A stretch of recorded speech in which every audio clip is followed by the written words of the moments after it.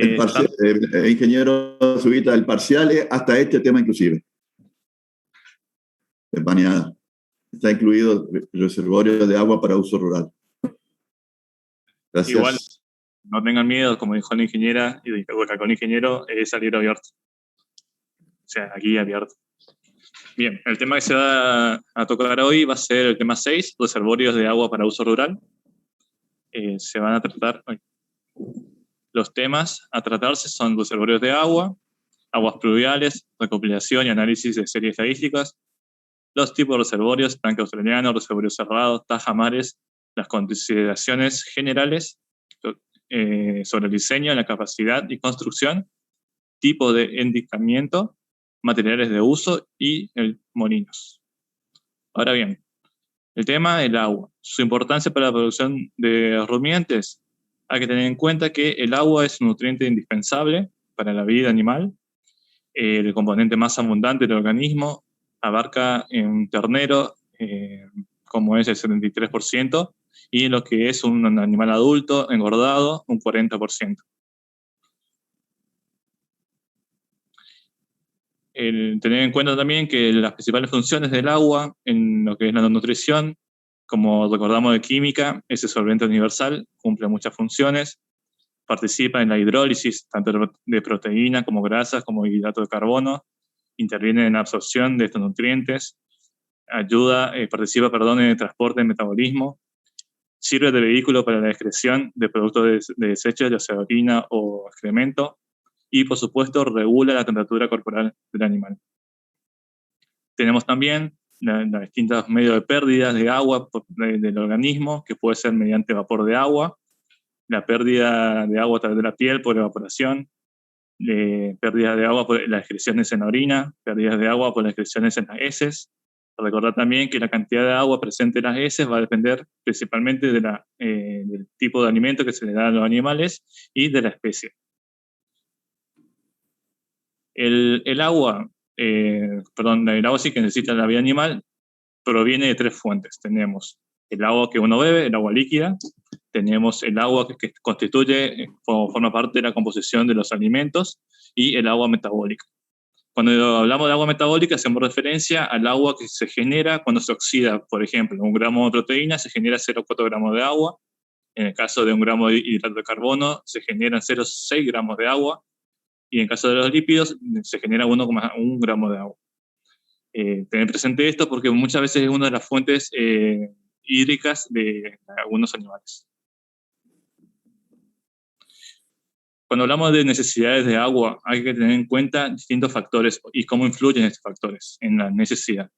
Tenemos 4 tipos: el factor animal, el factor del alimento, el factor del ambiente y el factor ligado al agua en sí. Cuando hablamos de factor animal, hablamos de la edad del animal, el estado fisiológico y los factores genéticos. El tema de la edad es que un animal joven consume más agua que un animal adulto. Hablamos de entre 6 y 7 litros de agua por kilogramo de materia seca consumida en un ternero amamantando, mientras que la vaca o un animal adulto hablamos de 3 a 5 litros por kilogramo de materia seca. El estado fisiológico también influye en la necesidad hídrica, en necesidad de agua por parte del animal. Por ejemplo, una vaca lactando, la necesidad de agua es mayor, ya que para producir 1 litro de leche necesita entre 4 a 5 litros de agua. Y la parte genética, el factor genético, se sabe que la necesidad hídrica de agua que hay una diferencia, entre la necesidad hídrica de agua entre animales de origen europeo y los animales de raza índica. Y para recalcar que un animal puede perder el 50% de sus proteínas, puede perder el 100% de su masa grasa corporal, pero el perder un 10% de agua en su cuerpo, eso significa la muerte del animal. Esto nos da un índice muy interesante, muy importante de fundamental que conlleva el agua en la subsistencia del organismo. Cuando hablamos de factor animal, hablamos de la relación que existe entre el consumo del agua por parte del animal en relación a la materia seca consumida. Fíjense en la tabla, tenemos una columna que dice consumo de agua por litro por kilogramo de materia seca, Y en la otra columna dice contenido de humedad del agua del alimento, de humedad en el alimento. Fíjense que a mayor contenido de humedad en el alimento, los litros de agua consumidos por kilogramo de materia seca es menor. Es decir, que un animal que come heno, material seco, va a consumir mucho más agua que un animal que pastorea, que es materia fresca. En unos dibujitos de distintos alimentos. Cuando hablamos de factor ambiente, hacemos referencia a que el incremento en la temperatura ambiente va a generar mayores pérdidas por parte del animal, por ende mayor necesidad de agua.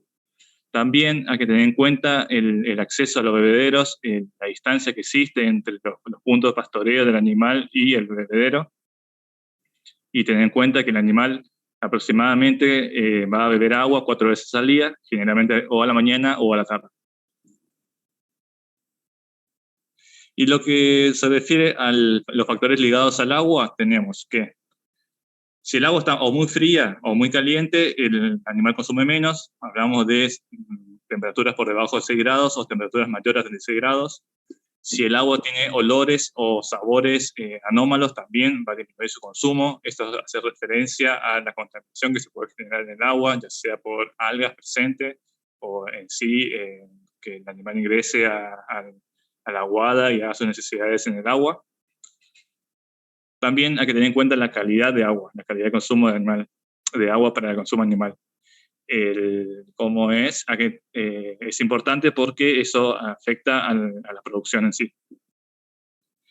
Las heces es un buen indicador de si el animal está con faltante de agua o un exceso de agua. Fíjense las diferencias. Uno es una bosta anidada y otro es más una torta. Acá hay una tabla donde relaciona las distintas especies que se producen, que se crían, ya sea cerdo, caballos, bovino, ovino, pollos, dependiendo qué especie se esté criando y produciendo, es la calidad de agua que se necesita. En el caso de los bovinos son bastante resistentes, los de mayor tolerancia son los ovinos, y el caballo, por supuesto, es uno de los animales que demanda mayor calidad de agua para su consumo. Hablando de calidad de agua, me refiero a las sales totales en el agua.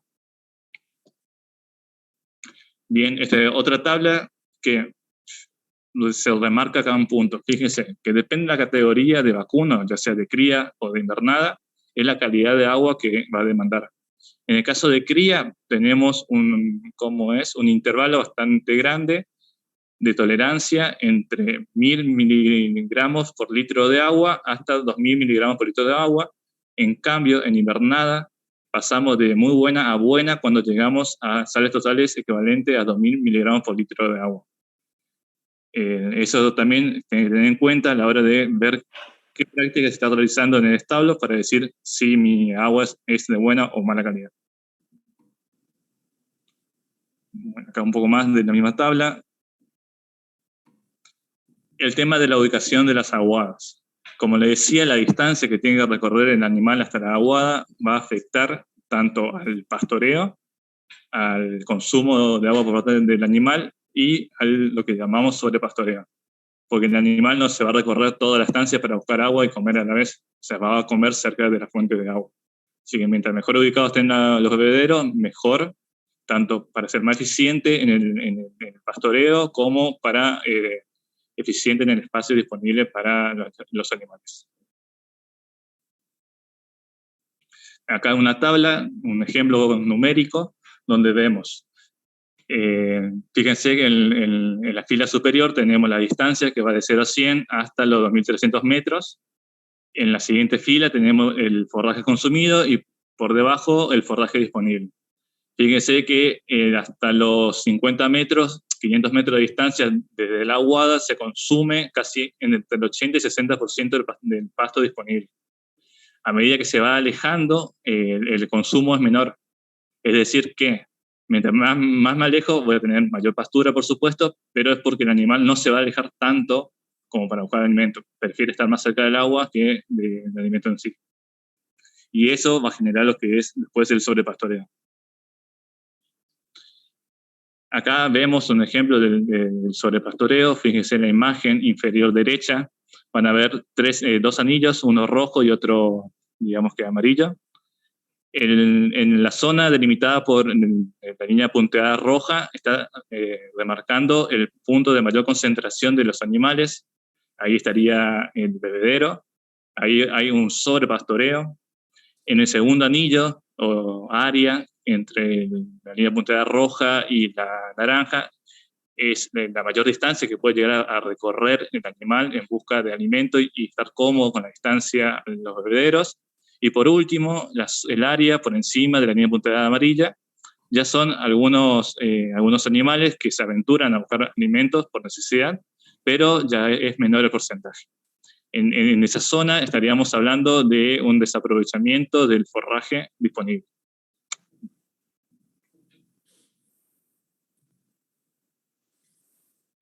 Bien, con respecto a los lugares donde el animal va a encontrar agua, tenemos de forma artificial los bebederos, que en lo que es dimensión de bebedero hay que tener en cuenta que aproximadamente el 10% de los animales abrevan al mismo tiempo, es decir, que 10 animales consumen agua en el mismo lugar a la vez. Entonces, para dimensionar un bebedero hay que considerar un espacio cómodo para el animal de 0,5 metros de distancia. En este caso consideramos 10 animales, más un 0,5 de distancia más para el último animal. Eso me da un total de 5,5 metros de largo para que un bebedero sea eficiente a la hora de darle comodidad y, por supuesto, suministrarle agua al animal. En este caso es un bebedero, fíjense que tiene... no ven mi puntero. Pues más adelante otra imagen, no se preocupen. Ahora bien, ¿el bebedero tiene que estar bajo media sombra o no? ¿En qué sentido? Fíjense que, por supuesto, al estar más expuestos al sol, el agua va a ganar más o menos temperatura. Acá en el cuadro se puede ver las variaciones de temperatura a la mañana, al mediodía y a la tarde. Fíjense los promedios bajo el sol. A la mañana está hablando de un promedio de 23,2 grados centígrados y bajo media sombra hablamos de 21,8 grados centígrados. Eso a la mañana. O sea, no hay diferencia entre cubrir el bebedero y no cubrir. Ahora, hablando cerca del mediodía, ya la diferencia se agranda. Estamos hablando de 29 grados centígrados respecto a 23 grados centígrados bajo la sombra. Y a la tarde, después de todo un día de absorber la radiación, estamos hablando de 31,5 grados centígrados respecto de que está bajo la sombra de 24,4 grados centígrados. Como bien saben que el animal no va a consumir entre cierto rango el agua si estamos muy frío o muy caliente. Con estos datos, por supuesto, va a depender de la zona donde uno esté y de la parte económica, si se logra se busca sombrear los bebederos o no.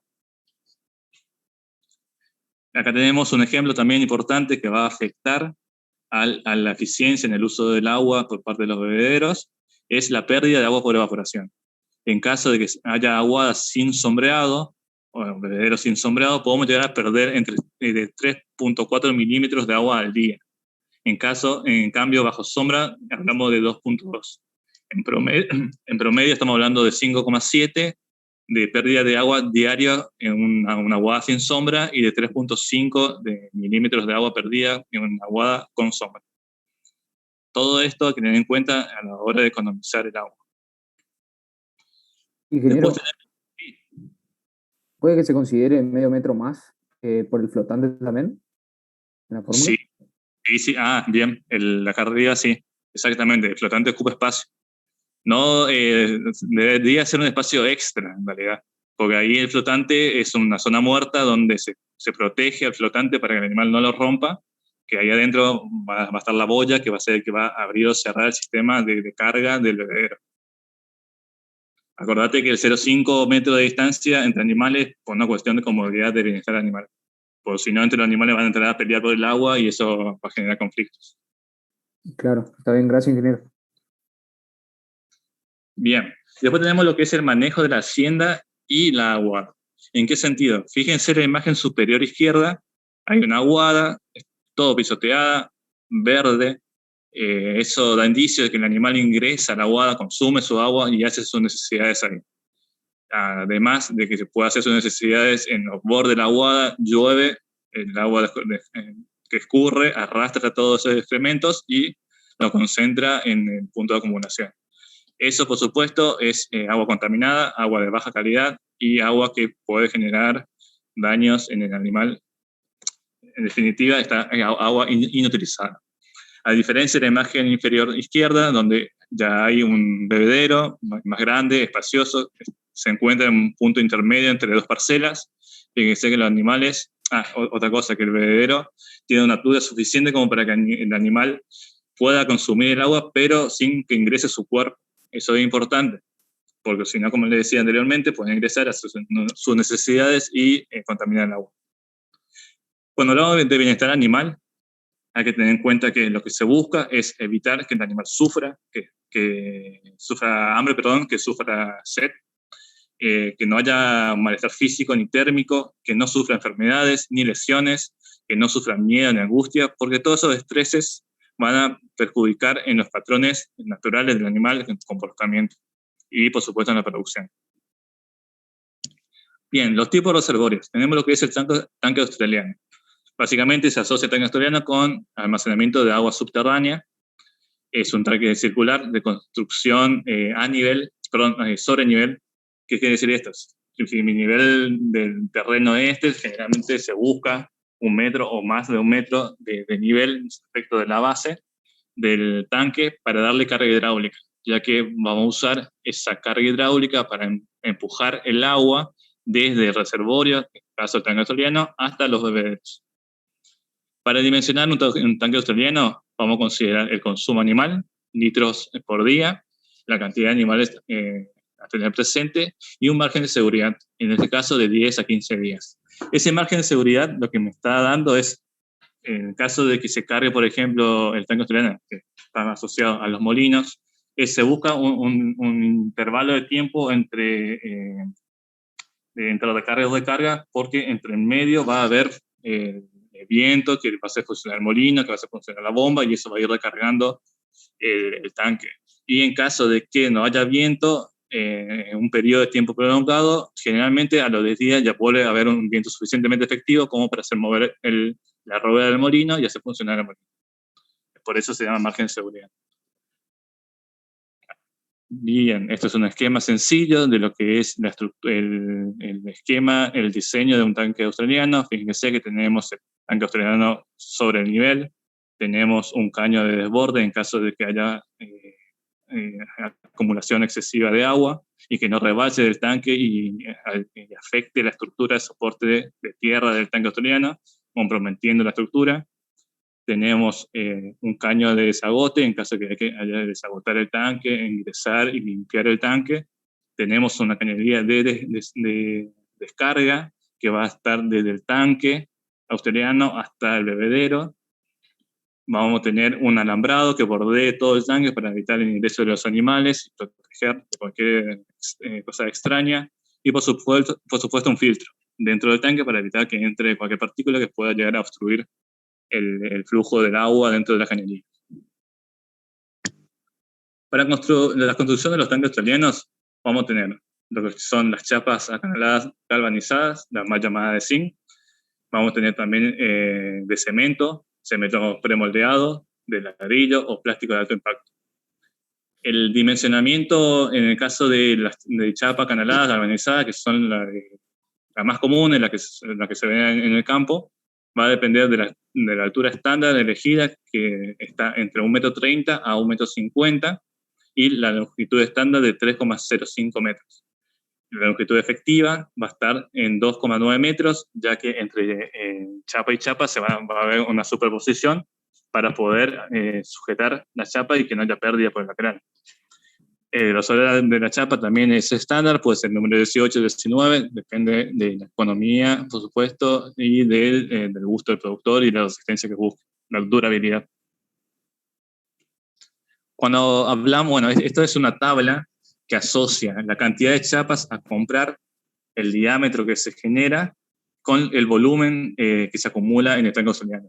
Por ejemplo, si yo quiero acumular 40.000 litros de agua, me voy a mi tabla y veo, sí, con chapa de 1,3 metros, miro, sí, acá tengo 42.000 litros, necesito 8 chapas y eso me genera un diámetro de 3,38 metros. Acá hay que tener en consideración el tema de, acuérdense que a mayor diámetro, mayor espejo de agua, a mayor espejo de agua, mayor contacto con la atmósfera y mayor evaporación, pérdida por evaporación. Por ende, hay que buscar un equilibrio entre el diámetro, ya que la altura de la profundidad del tanque australiano va a estar limitada por la chapa, ya sea 1,30 m o 1,50 m, no, más de eso no se va a ir. Y el diámetro me va a determinar las pérdidas de agua por evaporación, y voy a buscar un equilibrio para poder almacenar el agua que yo necesito para darle de relevar los animales por esos 10-15 días, y por supuesto considerando el agua evaporada. Bueno, esto es un ejemplo de tanque australiano de chapa galvanizada. Fíjese también, ¿no? Bueno, en este caso está sobre el nivel, a no ser de que sea una colina, que esté ubicado en una colina o apunte hacia una zona baja. Se podría decir que está mal estructurado, está mal armado porque no tiene carga hidráulica, en caso de que sea llano en el predio. Lo importante es el piso, fíjense, el piso de cemento. Bueno, en este caso es una estructura bastante armada casera, donde ponen un peso sobre el caño de carga del tanque australiano, un pedazo de madera básicamente, para evitar que se mueva o se vuele por el viento. Acá también tenemos otro ejemplo de tanque australiano. También este es un ejemplo de tanque australiano de cemento. Fíjense que en este caso la cobertura es plástica. El piso de cemento, cobertura plástica. También otro ejemplo de cemento moldeado, premoldeado. Y acá sí se nota bien un ejemplo de tanque australiano sobrelevado con su como estructura de tierra, con su talud correcto, con cobertura para evitar que se erosione por las lluvias, con un perímetro protegido con alambrado. Fíjese que el bebedero está en el medio del predio, el animal no ingresa a la zona del tanque australiano. En el extremo más alejado de la imagen se ve el molino, que va a ser el encargado de recargar el tanque australiano. Ingeniero, en los tanques con placas, ¿ese hace falta reforzar con alguna membrana, una pintura asfáltica, algo así? Sí, en ese caso. ¿En qué sentido reforzar? Pues, para que soporte la presión del agua. Por ahí en las uniones o cosas así, por ahí no haría falta así reforzar con pintura asfáltica, algo así.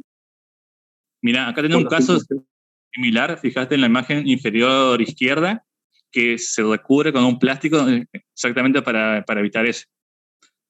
Sí, ahí veo. ¿Se ve? En el caso de que no se haga ese recubrimiento, ingeniero Curry, no sé si conocen casos de que no se cubra. No, en casi todos los casos se recomienda el plastificado. ¿Por qué? Porque normalmente el cemento, o sea, el cemento que se utiliza para sellar, por ahí se puede agrietar y hay pérdidas de agua. Por eso la imagen que está justamente a la izquierda abajo es la representativa. La estructura se hace de cemento vibrado armado y después se hace un plastificado, digamos. El plastificado, lo importante es que no hace falta que esté sellado, porque en realidad lo que hace el plástico es de alguna manera proteger la estructura y evitar filtraciones. Y ahora el ingeniero le va a explicar cómo se usa el plástico cuando se hace una represa cerrada. El concepto es distinto. De hecho, ya vienen los plásticos de las medidas de los tanques australianos. Te lo tipean en internet, se llaman protectores de tanque australiano y ya se compra la medida adecuada. Bien, seguimos. Consulta. En el caso de usar los plásticos, no hace falta hacerle el piso de cemento, ¿no? Sí, se hace el piso de cemento. Se hace el piso de cemento. Bien, bien. El tanque australiano se hace el piso de cemento. Además, imagínate que tenés que ingresar para hacer una limpieza del tanque. Si no tenés un punto firme, podés romper el plástico y tenés problemas de filtraciones. Bien. Bien, gracias. Bueno, acá el esquema nuevamente, fíjense, el piso de cemento, el tanque australiano, la altura, el diámetro del tanque, la altura va a depender de la chapa. vean que hay dice un flotante. En este caso, el flotante lo que hace es abrir o cerrar el sistema cuando se descarga o se carga el tanque al límite, como es calculado. Bien, tanque de plástico de alto impacto. Nuevamente, la ubicación del tanque. Por supuesto, sobre elevado, mayor carga hidráulica a mayor altura, mayor carga hidráulica se genera, lo que me permite a mí llegar a mayor distancia en caso de tener bebederos alejados de la fuente de agua. Lo que se busca, acuérdense también, de que deben ser la pérdida de carga, ya que el agua, cuando va fluyendo dentro de la cañería, genera rozamiento. Ese rozamiento genera inercia, genera resistencia al avance del agua y si no se considera esas pérdidas de carga, el agua nunca va a llegar al bebedero o no va a llegar como debería llegar. Bueno, este es un esquema más gráfico de la altura de los tanques australianos, la cercanía a los molinos, perdón, el molino cercano a los tanques. Nuevamente el armado del piso del tanque. Como dice ahí, pueden ser de placas premoldeadas, por supuesto, mucho más caro, pero lo común es usar ladrillo, o escombros, o piedras para endurecer el fondo, por supuesto, revestido con cemento. Y no se recomienda pisos de tierra, principalmente porque puede fomentar el crecimiento de plantas acuáticas, y plantas acuáticas en el tanque equivale a problemas, ya sea de obstrucción del sistema de cañerías o contaminación en el agua. En el caso de los bebederos, las condiciones a cumplir. Hay que tener cuidado de no poner los bebederos en zonas bajas, tiene que ser en la foto superior izquierda, cómo se genera ese lodo, ese embarrado alrededor como es del bebedero. También en la imagen superior del centro superior, fíjense que hay que considerar que los bebederos no sean muy bajos, porque eso permite que el animal ingrese y ensucie el agua, contamine el agua. Lo mismo en el caso superior derecho, que el bebedero no se encuentre en zonas de pozos porque va a afectar a la altura, al alcance del agua por parte del animal, y además genera erosión y posiblemente el soporte del bebedero se puede ver alterado y se puede caer.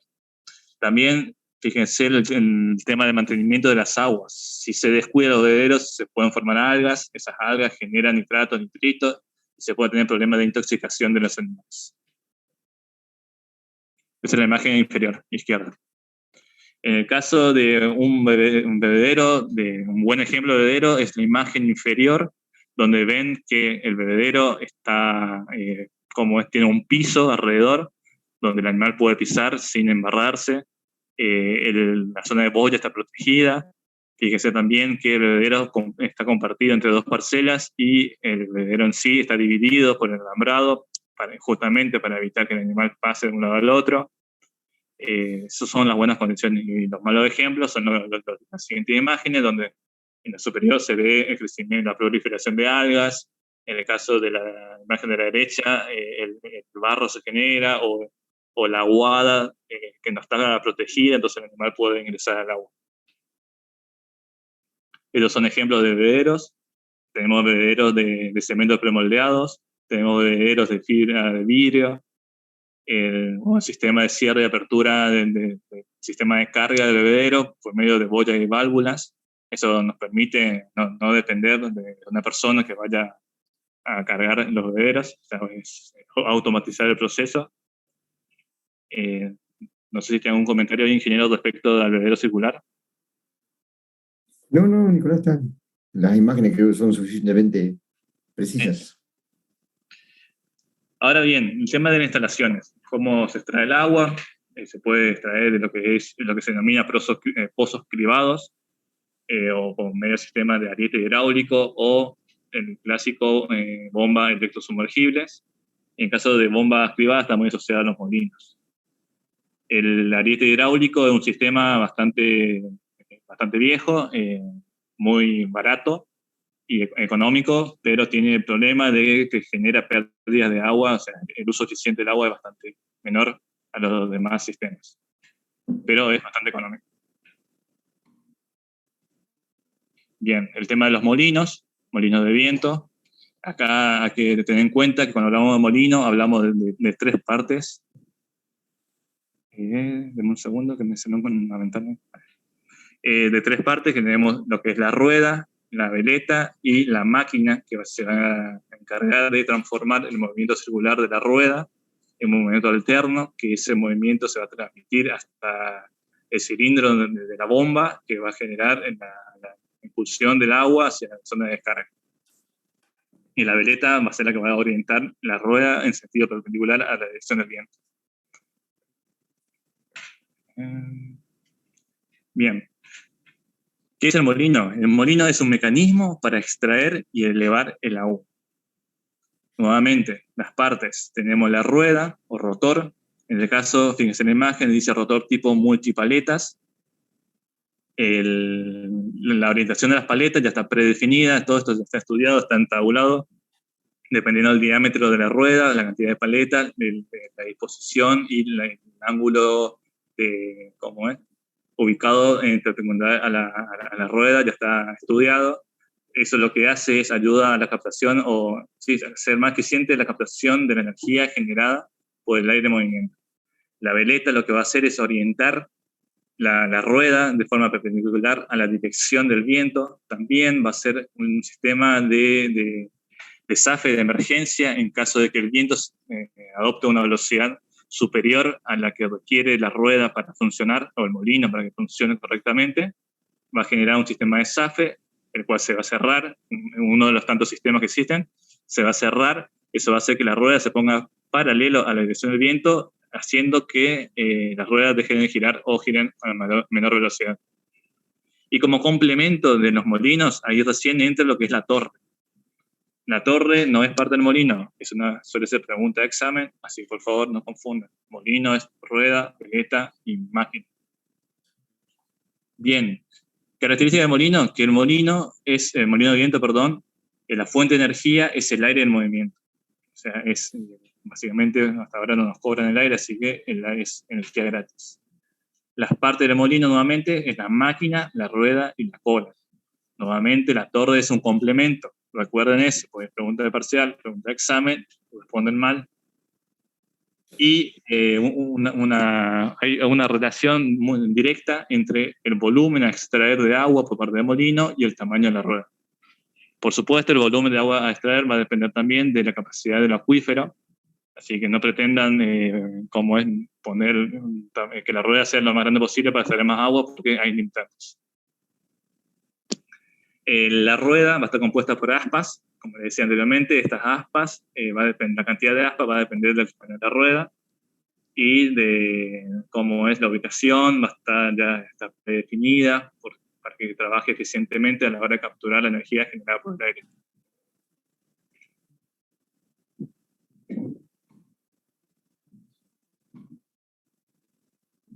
No me deja... Seguimos acá.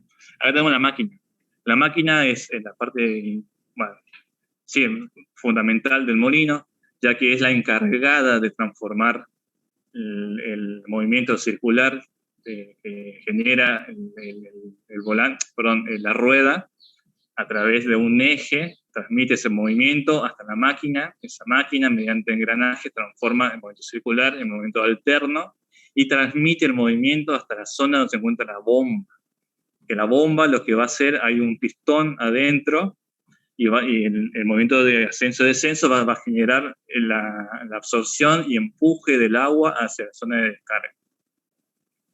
Ingeniero, por favor, si quiere hacer algún comentario, interrúmpame nomás. No, Nicolás, está de 10. Bien. Y por último tenemos la veleta.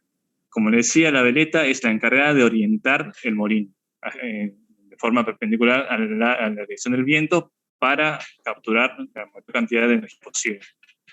Uno de los principales sistemas de zafe es la veleta, así que ahí en la veleta se encuentra uno de los principales sistemas de zafe, que es como una especie de resorte que una vez que se vence esa resistencia se cierra. En las imágenes derechas se ven los cilindros donde se van a encontrar el pistón. Tenemos cilindros de tiretas o cilindros a rosca.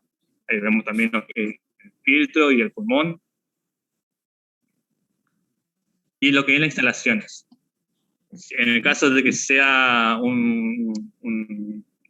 como es una represa cerrada, una aguada como cerrada, y se usa el molino para extraer agua desde ese reservorio hacia un tanque australiano, fíjese en la imagen superior izquierda, donde tenemos, vamos a ver más adelante lo que significa la represa cerrada, vemos una especie de venas que son canales de captación de agua, que lo dirigen hacia un decantador, y ese decantador se dirige a la represa cerrada, se almacena el agua y se usa el molino para extraer el agua de la represa y llenar el tanque australiano.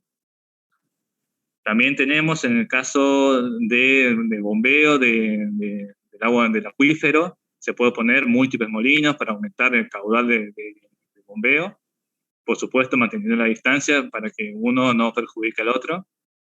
Y también tengan en cuenta este esquema porque hay veces donde el agua de perforación, como es de los acuíferos, no son de buena calidad, entonces se combina entre agua captada por escurrimiento, ya sea por una represa cerrada, y se lo combinan con el agua bombeada por los molinos para lograr volumen de agua y disminuir la concentración de sales para transformar el agua de mala calidad a de uso adecuado para beber los animales.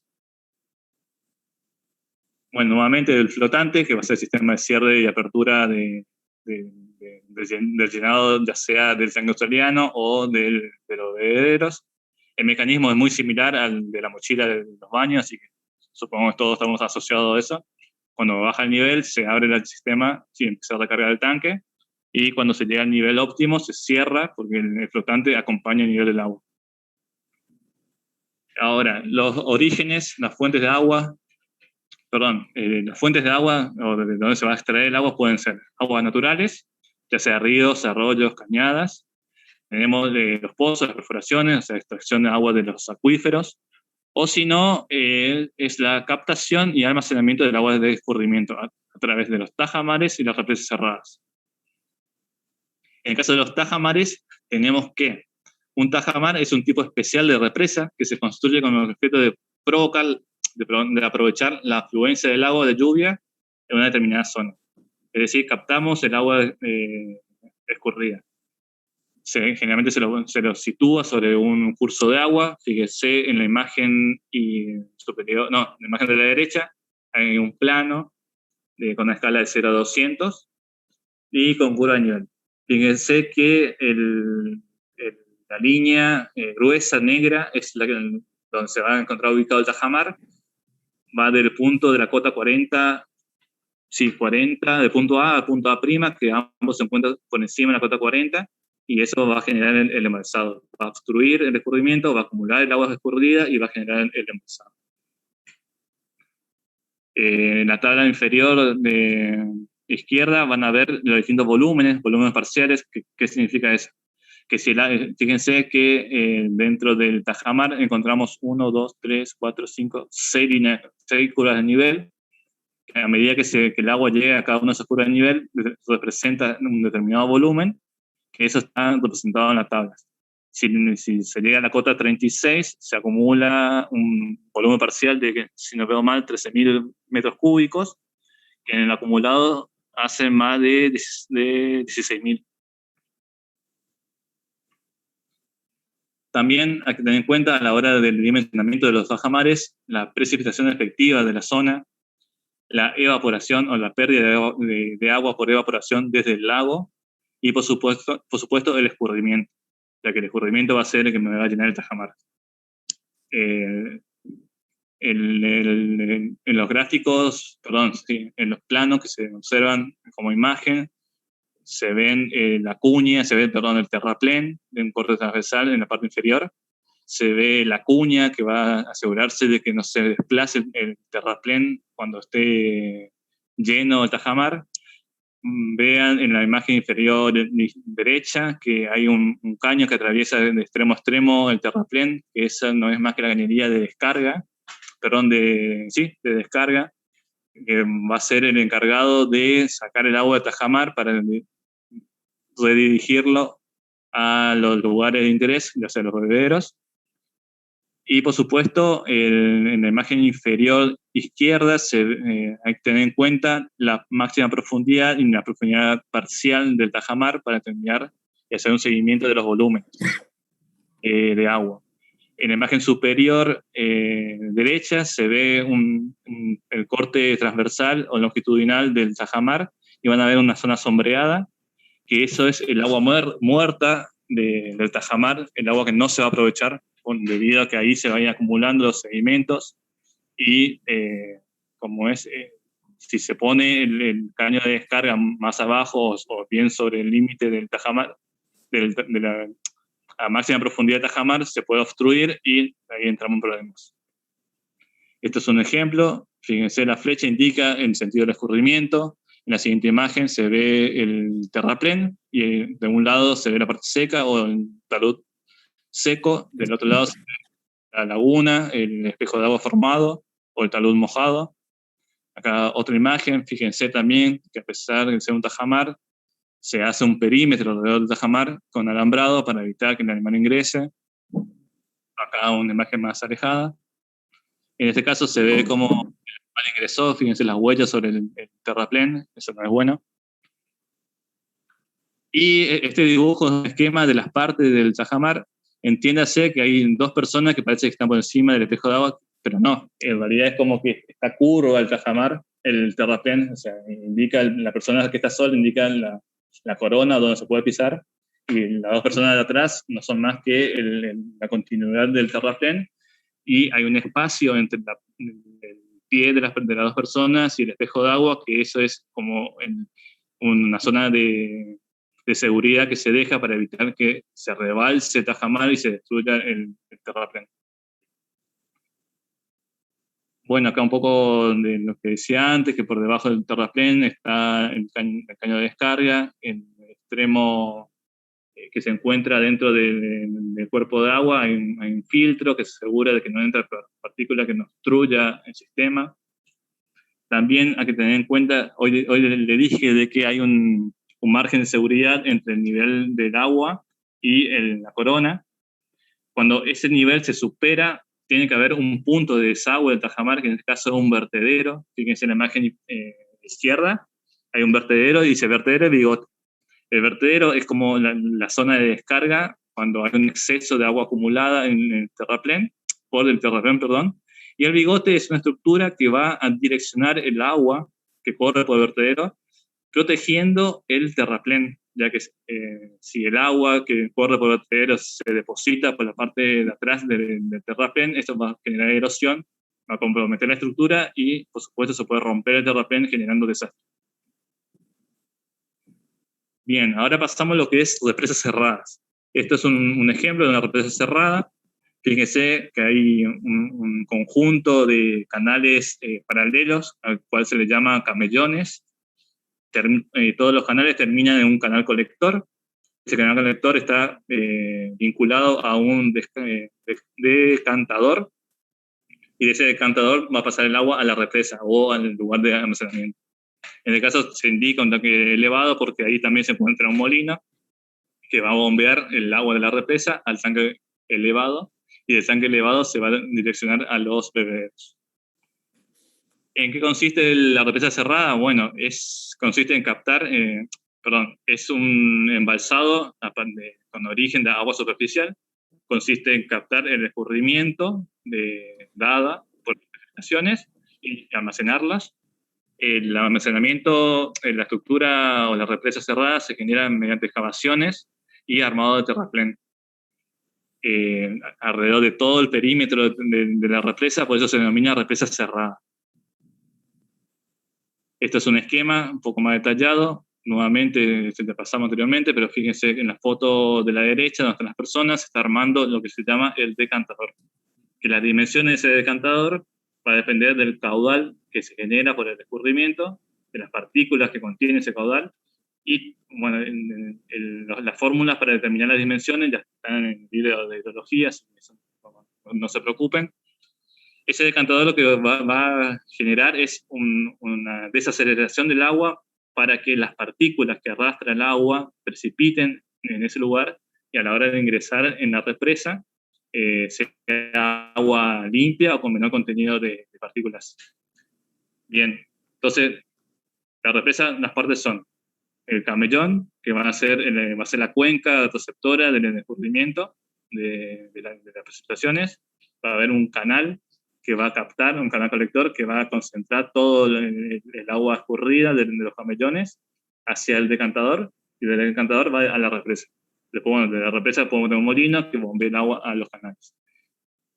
Acá tenemos una imagen de los camellones, fíjense, están con buena forma, limpios, bueno, son paralelos. Aquí, en la parte inferior está el canal colector. Acá otra imagen donde se ve al fondo los camellones cargados, no se alcanza a ver el canal colector, y la imagen en la parte de abajo de la imagen se ve la represa cerrada o el lugar de almacenamiento del agua. En este caso, le voy a pedir al ingeniero Jure si nos puede ayudar con esta imagen. Es un campo de menonitas donde Eso es Loma Plata, eso es Filadelfia, Paraguay. Básicamente lo que hay es un sistema de captación, como le venía relatando el ingeniero. Lo que se ve en la imagen que parecen surcos, en realidad es la estructura de captación de agua que va a cada uno de los reservorios. No se olviden que el caso de estos reservorios de agua, además del destino animal, tiene uso en agricultura. Las colonias menonitas, en base a este sistema, son unas 35.000 hectáreas, proveen el 22% de todas las necesidades de leche del Paraguay, o de productos lácteos. Es una estructura realmente muy ambiciosa. Fíjense que ahí no hay árboles, obviamente no hay ambientalistas que estén metiéndose en la producción. Lo que se hace es habilitar el máximo posible justamente para facilitar el escurrimiento. No se olviden que las precipitaciones son escasas, entonces hay que ser lo más eficiente para captar precipitaciones. En el mejor de los casos, en el año son 400 milímetros. Adviertan en el fondo de la imagen, o sea, hay un primer plano donde está el sistema de captación, y en el fondo hay represas cerradas y represas cerradas rectangulares y represas elevadas, como si fueran tanques australianos. Eso es justamente para presurizar el agua, o sea, para ir lo más lejos posible, justamente ganando carga hidráulica. En la misma imagen, a la izquierda, se ven las represas totalmente ya colmatadas. Exactamente. Si alguien alguna vez puede ir y ver esto, bueno, realmente es fantástico lo que hacen manejando el agua, la escasez del agua con todas estas estructuras. En Argentina el ingeniero Mario Bazán Niquís, que trabaja en el Inter Reconquista, es una de las personas que más sabe de captación de agua bajo esta modalidad en el norte argentino. De hecho, pueden bajar los manuales de él de las páginas del Inter. Sí. Una consulta. Sí. En el manual Sí, dice que las regueras o las canaletas se hacen en forma bifurcada, como debe, pero acá vemos que se hacen en líneas rectas. ¿Esta sería la forma más eficiente, digamos? A ver, las formas rectas son las más eficientes. Lo que sucede que en algunos casos, al haber muchísima sedimentación, lo que se hace es disminuir la velocidad del agua. Y en ese caso se hace de esa manera. También usted puede haber visto que se hace sistema espina de pescado. Es decir, para un conducto principal se ponen varias, bueno, creo que ahí está la imagen, se ponen varias estructuras para la captación del agua. Un detalle no menor, fíjense que en la imagen hay un bosquecito que justamente lo que tiene por objeto eso es frenar el viento, y si se frena el viento evitamos la evaporación. Lo que ustedes están viendo ahí, discúlpeme ingeniero, lo que ustedes están viendo, eso en Australia, lo que están viendo es ven el sistema de captación y ven una pileta de sedimentación. Lo que está en el extremo derecho, que aparece como un triángulo, esa es la represa propiamente dicha. Acá. Bien a la derecha, ingeniero, donde está el triángulo. a su derecha. ¿No está? No, más a la derecha. Eso es todo área de captación. Siga con el cursor. Siga a su derecha. Eso es área de captación. Ahí está una máquina construyendo las paredes del futuro terreno. Un detalle muy importante. Como eso se trabaja en suelos limosos, esto se trabaja a 4 o 5 metros de profundidad, todo esto va plastificado, con plástico de 1000 micrones. No se puede usar plásticos usados silobolsa porque esto no tiene que tener ningún tipo de rajadura, no tiene que tener ningún tipo de enmienda. El trabajo más difícil que hay es sellar el plástico. Creo que más adelante hay algunas imágenes al respecto. Sí, pero ahí también lo voy a volver a invocar, ingeniero. Bien, esto es las condiciones a tener presente a la hora del armado de los camellones de captación. Fíjense que el distanciamiento de camellón y camellón son de 6 metros. Ojo con esto, el tema de la pendiente, como decía el ingeniero. La pendiente, lo que es camellón, va de 0,2 a 0,3%, y de la pendiente del canal de captación va de 0,10 a 0,15%. Estas pendientes lo que buscan es tanto el avance del agua a una velocidad prudente para evitar la erosión, porque como se dice, los camellones tienen que estar limpios para evitar el frenado del agua, porque hay que aprovechar lo máximo posible. Entonces, la captación por medio de los camellones tiene determinada velocidad, y en el canal de captación ya esa velocidad se va reduciendo, además de que el volumen que se conduce por ese canal es mayor. Por ende, a la hora de hacer eficiente la captación de agua, se hay que manejar la pendiente, mantener limpias los camellones, y esos son factores manejables. Y por último tenemos la intensidad de la lluvia, que en este caso ya depende del tiempo. Acá tenemos ejemplos de lo que son camellones bien cuidados, que dicen bien hecho, y camellones descuidados, que dice parte problemática. Fíjense que por el camellón descuidado, el avance del agua va a ser extremadamente lento, y siendo lugares con bajas precipitaciones, no se va a poder captar el agua, o el agua que ingrese a esos camellones no va a llegar a destino, a diferencia del otro camellón. Ahí tenemos que considerar a la hora de hablar del volumen a almacenar en la represa. Nuevamente va a depender del consumo diario promedio de la unidad ganadera, del número de unidad ganadera y del tiempo de duración. Esto es el margen de emergencia que decíamos anteriormente. En este caso va a ser superior, no son 10 días. En el caso de Tajamar, me olvidé de decir, hablamos de 6 meses, y en el caso de represa, por ahí un poco menos. Después, cuestiones a considerar, lo que es represa cerrada. La capacidad va a depender del número de ganado. La ubicación, por supuesto, donde haya pendiente para poder hacer mover el agua escurrida y captada.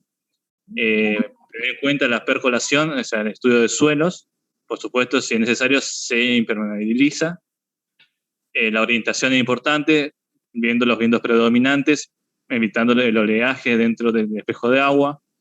La construcción, la estructura tiene que ser bien compactas para evitar cualquier tipo de filtraciones que comprometan a la estructura y genere ruptura en la represa. La limpieza de la misma. La inclinación de las paredes de los terraplenes, que esto hace alusión a lo que decía el ingeniero a la hora de poner los plásticos. El cierre de tajamar con un alambrado perimetral importante para evitar el ingreso de los animales, la canaleta de la alimentación, el mantenimiento de las mismas, y por supuesto la presencia de una pileta de decantación para decantar justamente las partículas que arrastra el agua antes de que ingrese a la represa propiamente dicha, ya que si ingresa partículas va a sedimentar. El sedimento va a ir ganando espacio dentro de la represa, disminuyendo el volumen máximo de almacenamiento de agua por parte de la represa. Vamos a pasar un poco más rápido. Acá entra la parte de los taludes. Hay que mantener esta relación el mayor posible de las veces, 1 en 5. Se busca una inclinación 1 en 5 del talud, porque esa inclinación me va a permitir a mí, acá se ve mejor, me va a permitir a mí el plastificado o la impermeabilización de la estructura, ya que tener un talud más marcado, 1 en 3 1 en 4, que según cuando vemos canales vamos a entender que el talud va a depender del tipo de suelo. En este caso se busca eso por una cuestión práctica a la hora de impermeabilizar el terreno, la represa. Más, el ingeniero tiene una experiencia con respecto a eso, que siempre comenta, no sé si lo quiere comentar ahora, ingeniero, de los problemas que tuvo en Chaco con el tema de los vientos y los polvos a la hora de sellar el plástico. Exactamente.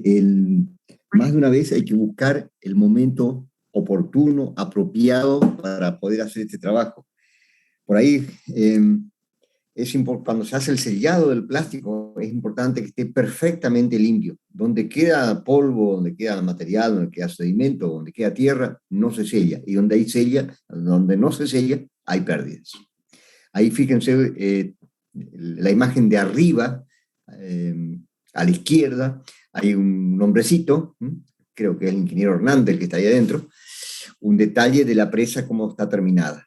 Eso falta todavía arreglar los taludes justamente del lado derecho y del lado izquierdo. Por otro lado, a la derecha, arriba, ya está colocada la membrana, con algunos detalles de pliegue, pero incluso esos detalles de pliegue a veces cuesta mucho cuando se trabaja en invierno. Cuando es en verano es más fácil desplegarlo, pero en verano en Chaco hay mucho viento, es todo un problema. No se olvide que estamos colocando una membrana con un costo muy, muy alto, y se supone que estamos asegurando agua para muchos animales. Es una inversión importante, de todo punto de vista. En el país hay solamente 2 empresas que colocan estas membranas, o este plástico. Obviamente es un trabajo muy exigente, es un trabajo que requiere maquinaria muy especializada, porque hay que superponer 10 centímetros de este material, y eso se va sellando con calor. Es un trabajo a su vez muy lento y muy delicado y muy complejo. Bien, y después para continuar el sellado de las represas, tenemos lo que es el uso de bentonita sódica. Bueno, en este caso se ve ya los taludes, cómo es, con la membrana. Acá se ve cómo se está aplicando. Fíjense que la membrana ya está puesta y por encima se está aplicando la bentonita, ¿no, ingeniero? Con la tierra mezclada. Sí, señor. A ver, el tema es bastante largo y complejo, y por ahí los ingenieros civiles se enojan con los agrónomos porque nos ponemos a estudiar esto porque ellos no nos quieren dar la respuesta. Hay básicamente 4 formas químicas de sellar una presa. Suelo cal, que la relación es 1 en 0,25, es decir, por cada 100 kilos de suelo, 25 de cal. Suelo cemento, que la relación es 1 a 20. Y suelo bentonita, que la relación es 1 a 10. Hoy en día en el mercado del mundo, excepto en Argentina, se consigue también lo que se llaman los morteros cementicios con polímeros, es decir, es cemento mezclado con plástico, que andan muy bien, y eso se aplica a razón del 0,08%, es decir, en 100 kilos se aplican 8 kilos de este material. Todos estos materiales andan muy bien y tienen algunas restricciones. ¿Cuáles son las restricciones más importantes? Hay que trabajar con aguas de muy buena calidad. ¿Por qué? Porque si nosotros usamos, por ejemplo, aguas con sodio, se produce el desagregado de este material. Por eso que hay en algunas zonas que no se pueden hacer estos proyectos a menos que se acarree el agua. Felizmente, hace poco terminamos un proyecto en Chaco, en la zona de Santa Silvina, en el cual justamente se propuso algunas de estas alternativas para producir el sellado de las presas. Es un trabajo bastante complejo porque no solo se mezcla el suelo con alguno de estos elementos, o sea, la cal, la bentonita, el cemento o los morteros cementicios, sino que eso a su vez debe ser compactado. Y la compactación tiene que tener una humedad adecuada, hasta que eso adquiera, obviamente, una consistencia casi pétrea.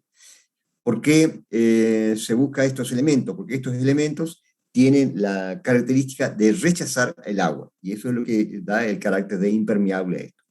No obstante, es mucho más práctico, sobre todo por el tema de las limitaciones de calidad de agua, usar geomembranas o geotextiles, que son todo cosas distintas y un poco escapan a la clase. Lo único que yo le puedo decir es que hay muchísimos recursos hoy en día en el mundo, excepto en Argentina, para poder hacer impermeable una presa.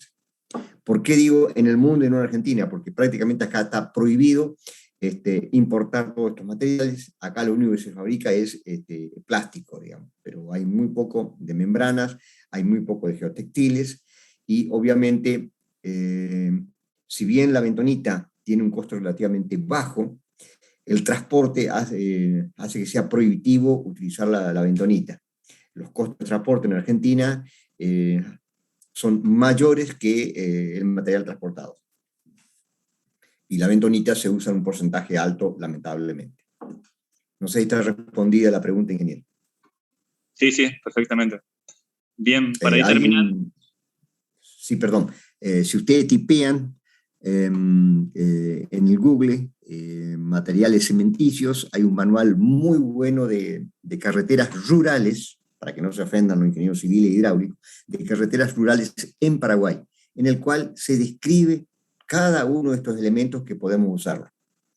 Es un trabajo muy bueno porque es un trabajo muy práctico, muy sencillo. Sí se requiere algunos conocimientos de química y se requiere hacer mecánica de suelo previamente. La mecánica de suelo es tratar de interpretar cómo es el suelo en el que uno va a construir la represa. ¿Por qué? No funciona lo mismo en una arena, que en un limo, que en una arcilla. A su vez, cuando uno estudia las arcillas, si son cohesivas o no cohesivas. Si son cohesivas, la cuestión es relativamente sencilla. Por ejemplo, las mollonitas son arcillas cohesivas, pero también hay arcillas que no son cohesivas, y ahí tenemos que buscar materiales que realmente, o sea, materiales con lo cual lograr esa cohesión y se conviertan en impermeables. Insisto, tecnologías hay felizmente. Es verdad, es verdad. Bien, bien, para no hacer más extenso la teoría, vamos a ver ejemplos de lugares donde la calidad del agua es realmente mala, sin ofender, por supuesto. Hablamos de la zona oeste de Perdón, Chaco. ingeniero, le interrumpo. Esas imágenes que van a ver ahora son todas del ingeniero Bazán Nikis, que hemos copiado asquerosamente, pero son muy, muy lindas, muy gráficas y muy, muy didácticas. Tal cual. Bueno, como decía, zona oeste de Chaco, norte de Santa Fe, centro oeste de Formosa, norte de Santiago de Esteros, todas zonas donde trabajó el ingeniero Bazán, como dijo el ingeniero. ¿Dónde? ¿Qué es lo que se busca? El esquema básico es un lugar de cosecha de agua, de cosecha de las precipitaciones, donde se va a considerar las pérdidas, filtración que se va a ir generando, un sistema de conducción de esa cosecha de las precipitaciones a un punto de almacenaje y conservación del agua. En ese punto también se va a buscar que se genere una recarga de los acuíferos y un punto de extracción, en el caso se presenta por un molino, de los acuíferos. También el molino cumple la función de bombeo del punto de almacenamiento hasta la zona de tratamiento del agua y distribución. Cuando hablo de tratamiento es retomando el comentario anterior que dice que hay lugares donde el agua del acuífero son saladas, entonces se mezclan con agua captadas de precipitaciones para disminuir la concentración de sales y hacer, que la calidad del agua sea buena para el consumo animal.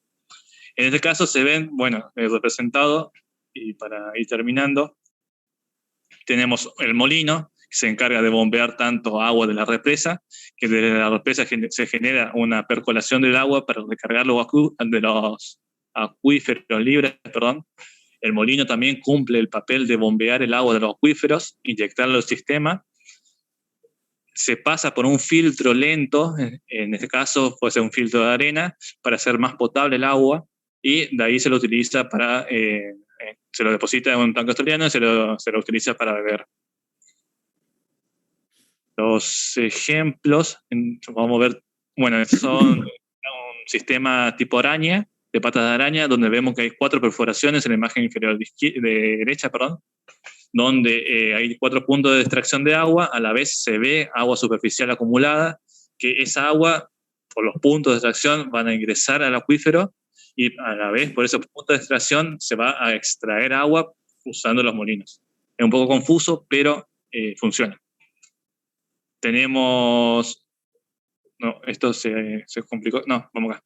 Estos son ejemplos, 3 tipos de sistemas, donde tenemos sistemas sin represa, sistema A, donde tenemos el ejemplo anterior que vimos, donde hay un molino con 4 puntos de extracción, que a la vez esos puntos de extracción funcionan como recarga de los acuíferos. Tenemos un sistema B con represa, donde tenemos puntos de extracción de agua de los acuíferos, una represa, que esa represa también se va a permitir que sea permeable para poder alimentar los acuíferos y a la vez poder extraer y ahí que se genere ese lavado, esa disolución de las sales. Y por último tenemos un sistema tipo C con represa y paleocauce, que las paleocauces van a ser lugares donde se van a ir acumulando el agua, que van a ser los lugares de recarga de los acuíferos y los puntos de extracción. Por una cuestión de tiempo, no quiero detener mucho acá, no soy ingeniero, así que hacer un comentario. Está muy bien estudiado. Está bien, Nicolás. O sea, un solo detalle. Deténganse un momento, por favor, en la última imagen, en la fotito que hay al extremo derecho. Cuando hacemos sistema de captación, normalmente la profundidad de los drenes, los desagües, como ustedes quieran llamarlo, no tiene más de 50 centímetros. ¿Por qué? Porque el agua que viene del cielo es agua limpia, para hacerlo fácil. ¿Dónde se carga de sales? Se carga en el suelo. Entonces, ¿qué es lo que captamos? Agua de escurrimiento. Con eso enriquecemos la napa freática y con eso cargamos los reservorios. Una vez que el agua toma contacto con el suelo y permanece un día o dos, esa agua se saliniza. Acá la estrategia es diseñar un sistema tal que capte la mayor cantidad de agua de escurrimiento en el menor tiempo posible, con la menor profundidad posible. Complicado. Bueno, para eso están los ingenieros. Estas son imágenes que siempre deja el ingeniero, ahí casi le dejo que cierre la clase, ingeniero. Sí, está bien, o sea, si le gusta la poesía, León Benarós es un poeta que, digamos, de alguna manera relaciona la Pampa, ¿no es cierto?, con los distintos eventos, la sequía, las inundaciones. Bueno, ahí como dice que si salen las descachas a la hora de la siesta, seguramente va a llover. Viejas publicidades de molinos de viento, Airmotor, que eran importados. Recuerden que el molino de viento se patentó en los Estados Unidos en 1837. Sin embargo, hay registros antiguos de más de 5.000 años en Persia, en Sumeria, en Egipto y en Altamira, que ya existían cosas parecidas al molino de viento. Pero un americano pagó $1 y lo patentó. Muchas veces nos venden, si les gusta la historia norteamericana, que el oeste de Estados Unidos se conquistó con caballos, Winchester y revólver Colt. En realidad el oeste norteamericano se conquistó con el tren y el molino de viento. El molino de viento llega a Argentina por primera vez con un señor Lanús, Miguel Lanús, en 1890. Marca Orán. La torre, digo bien, eran de madera, cuando no estaba prohibido usar madera. Y hay un librito muy lindo que está agotado, lamentablemente, de Noel Crawford, en el cual nos cuenta toda la historia de los molinos en Argentina. Recuerden que el desarrollo del campo argentino, cuando teníamos campo y había desarrollo, se debió al molino de viento y a los alambrados. Los dos primeros productores en Argentina que usaron alambrados fueron el general Roca y el señor Olivera. Y el último molino antiguo lo destruyeron, estaba en Barracas, en la capital federal. Muy buena su clase, ingeniero. Gracias. Muchas gracias. Muy buena la clase, ingeniero Zubita. 5 minutos para calentar el agua de mate, 18:22, volvemos. Yeah. Excelente. Recording stopped.